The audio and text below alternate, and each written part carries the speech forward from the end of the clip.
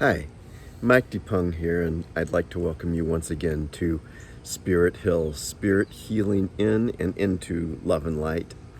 And last week I made a video. I shared a poem that had occurred that I wrote that came to me after a year of coming to a point of knowing, awakening to my own heart, to the connection with all that life is truly about, at least for me. And the year before that, leading up to that poem, I mentioned last time that I had written a series of poems. And these poems have to do with what I came to see after a while would form a book.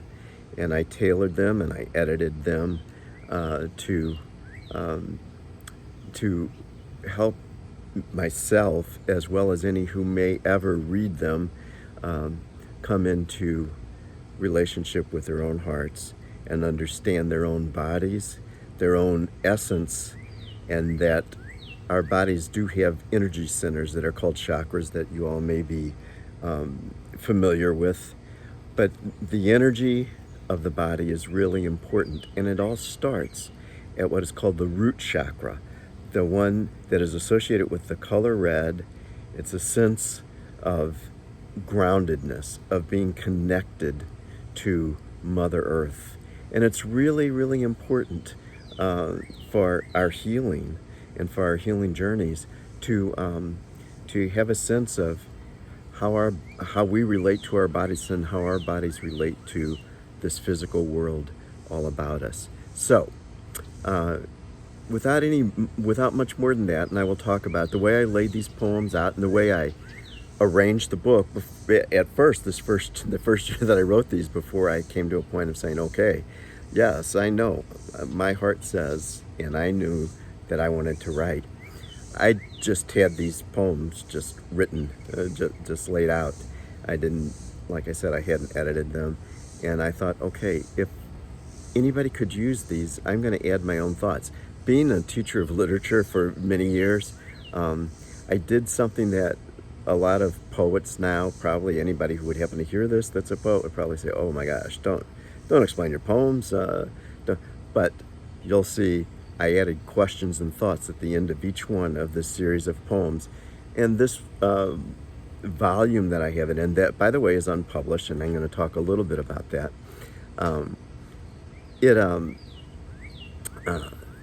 It just came to me that to help people, I wanted them to know, and to help myself, I wanted to focus on the exact essence of why I was writing these things, what they meant to me. And so here it is. Without any further ado, this very first poem in the volume is called Investment. Neighbor man in collared red pullover shirt, jean shorts, sandals at 7 a.m. Out to water the lawn in this already muggy, heavy weathered morning. I admire the way he sets the pulsating sprinkler, places it, steps back, observes the glistening spray, resets it once. Ah, there it is. No? Moves it once more, observes, nudges it to the right, then outward. Perfect. A job to do. Necessary to him, and might as well do it early. Do it right. Be satisfied with it. And that was it. And then I wrote this afterwards. Questions and thoughts. To commit to a job and perform it assiduously satisfies the human spirit. More than this, though, it satisfies the body with a sense of solidity, trust in one's own physicality, and connects the body to the rest of this physical world, to Mother Earth herself. After seeing my neighbor, I asked myself some questions. What jobs do I find satisfying to complete? To what endeavors am I willing to commit and work and perfect? What are some possibilities that I like enough to even consider as a job, or maybe a second career? Why does it have to be a job of producing an income? Could it not simply be the function of my physical body in a way that gives joy to my soul? Something that grounds me, something that whenever I desire clarity, I go to that. Something that becomes personal magic to me. And if I were publishing this, if I do publish these, I would leave room for people to be able to respond to these, write in the volume that I would print it in. And I want to just talk a little bit more about this. Anything that gives me or you satisfaction, that grounds me, that when there are times of confusion, times when you just feel out of sorts, times when I feel disoriented, times when I know that issues have come up, shadows perhaps have come up that need to be dealt with. I want to be grounded because I want to feel where these issues are in my physical body. I want to be grounded. I want my feet on the ground. I want to be in contact with Mother Earth, or with something like the oak tree just to my right there, that great oak that I often go to. This creates a personal magic to me. One that says, a little spell, that gives a little spell, and that allows me to understand, to feel, to know. It's the grounding magic of joy, magic that yields a perception of many other common elements of life from heart energy. And it helps me to see things in neither a critical nor an idealistic way, but a real way, and allows me to appreciate where I fit into all of this, where the feelings that I have settle in this body, where I feel them, and how they can be dealt with from that standpoint. And when you talk about the ground chakra, it's this lower one, like in the perineal area, right at the base of the spine, this color of red that is a direct link of the physical body with Mother Earth. This place brings us into an awareness of the lessons that Gaia, that Mother Earth can teach us if we're willing to receive. And when we're talking about healing in and into love and light, we have to deal with all of it. And it's not just love and light. We need love and light to help affect this, but sometimes then we have to come into it. It's a process, and it's not always easy. But knowing ourselves, being grounded in the physicality that we are here. Yes, we're spirit, but we are spirit incarnate. We're in a real world with physical bodies, and we've got to relate to these bodies. And that's why we even engage in healing, because we have these bodies, these physical bodies. So the thing is, when we connect with, when we ground with Mother Earth, she herself lives and exemplifies lessons that we can learn, that we should be applying every single day. Because she treats us and has treated us with respect and balance. And that runs through us. We can learn that, because then we can treat ourselves, our own physical bodies, who we are within this body, we can treat ourselves with respect and balance. And lo and behold, when we do that, we find out we're treating others with respect and balance. And all the ugliness, all the newscasts, all the political crap going on can be resolved. It doesn't mean that we don't take stands and aren't involved in some of this stuff, that we just blow it off. But the reality is, we understand how it should function, and we operate and move and relate to others along the lines that we know in our own bodies. Grounded, whole, complete. Now, I have a friend. I was hesitating if I wanted to talk about this or not, but I'm going to, just for a couple of minutes. I have a friend who I've known for close to 30 years. We've become really close since we both retired the same year, and a few years before that, in about the last 15 years. And so I've known him for quite a while. He only lives a few minutes away from me.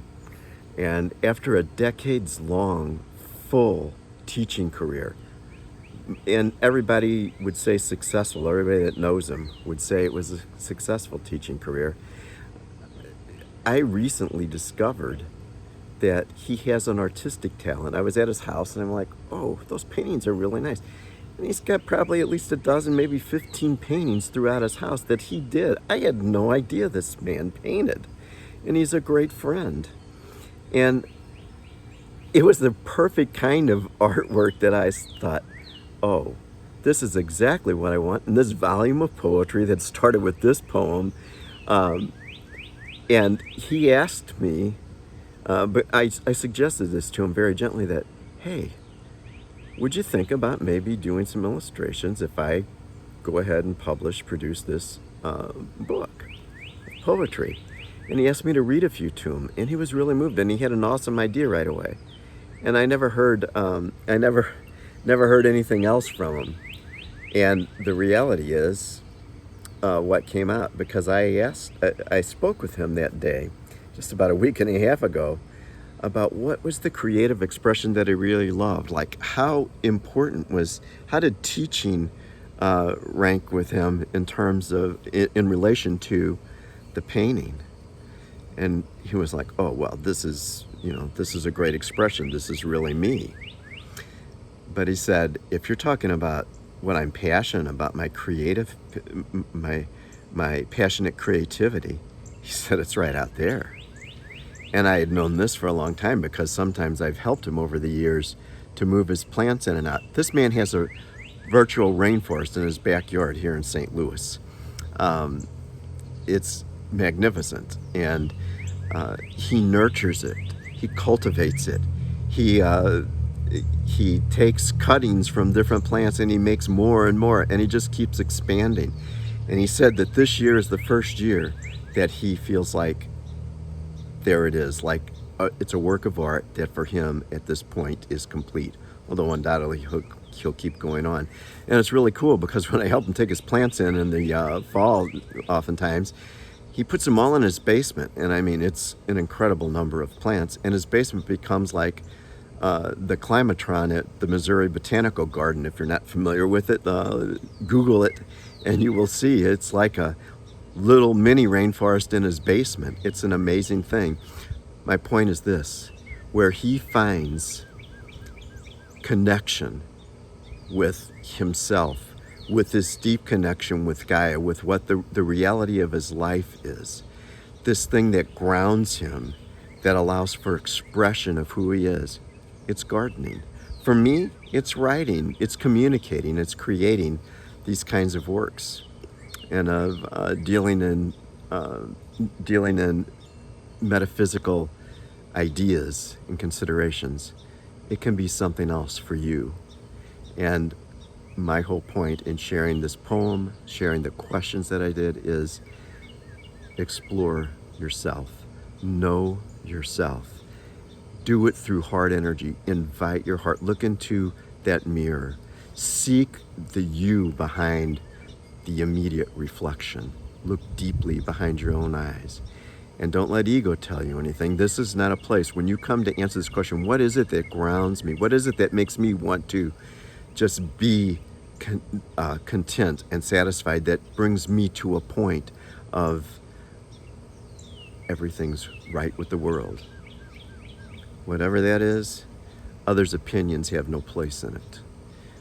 Others' opinions mean nothing. How much money you can make means nothing. The only thing that matters at that point is you reaching into your own soul through your heart energy and finding that grounding pursuit, that grounding activity that you can feel throughout your whole physical body. So, my encouragement to you is, for your own healing, encouragement to myself for my own healing, is to remember, when it comes time for making things right, for orienting ourselves and with the rest of this earth, find those things that work. For me, I go to my journal. For my friend, he goes to his garden, to his plants, and maybe to his easel too. But find out what it is for you, and let me know if you want to. If you think this is helpful to you or would be helpful for somebody else, hit that like button. Share it, hit the subscribe button. But whatever you do, I leave you in love and peace for your own journeys and healing in and into love and light. Till next time.